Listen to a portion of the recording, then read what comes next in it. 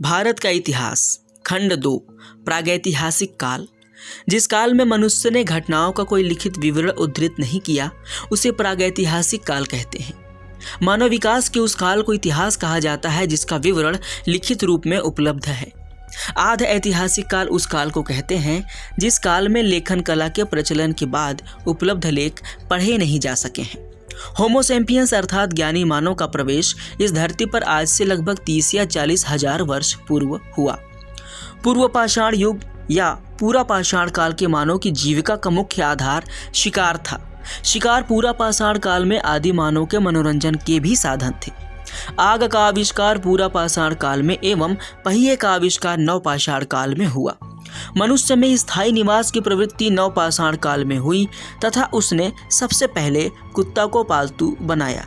मनुष्य ने सर्वप्रथम तांबा धातु का प्रयोग किया तथा उसके द्वारा बनाया जाने वाला प्रथम औजार कुल्हाड़ी था।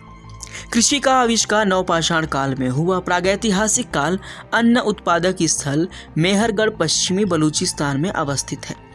कृषि के लिए अपनाई गई सबसे प्राचीन फसल गेहूं एवं जौ थी, लेकिन मानव द्वारा सर्वप्रथम प्रयुक्त अनाज चावल था। कृषि का प्रथम उदाहरण मेहरगढ़ से प्राप्त हुआ है। कोल्डिहवा का संबंध चावल के प्राचीनतम साक्ष्य से है। पल्लवरन नामक स्थान पर प्रथम भारतीय पूरा पाषाण कलाकृति की खोज हुई थी। भारत में पूर्व प्रस्तर युग के अधिकांश औजार स्फटिक यानी पत्थर के बने थे। रॉबर्ट ब्रूस फुट पहले व्यक्ति थे जिन्होंने 1863 ईस्वी में भारत में पूरा पाषाणकालीन औजारों की खोज की। भारत का सबसे प्राचीन नगर मोहनजोदड़ो था, सिंधी भाषा में, जिसका अर्थ है मृतकों का टीला। असम का श्वेतभ्रू गिबन भारत में पाया जाने वाला एकमात्र मानवाभ कपि है। इनाम गांव ताम्र पाषाण युग की एक बड़ी बस्ती थी। इसका संबंध जोरवे संस्कृति से है। भारत में शिवालक की पहाड़ी से जीवाश्म का प्रमाण मिला है। प्रागैतिहासिक काल में भीमबेटका गुफाओं के शैल चित्र के लिए प्रसिद्ध है। भारत में मनुष्य संबंधी सबसे पहला प्रमाण नर्मदा घाटी में मिला है।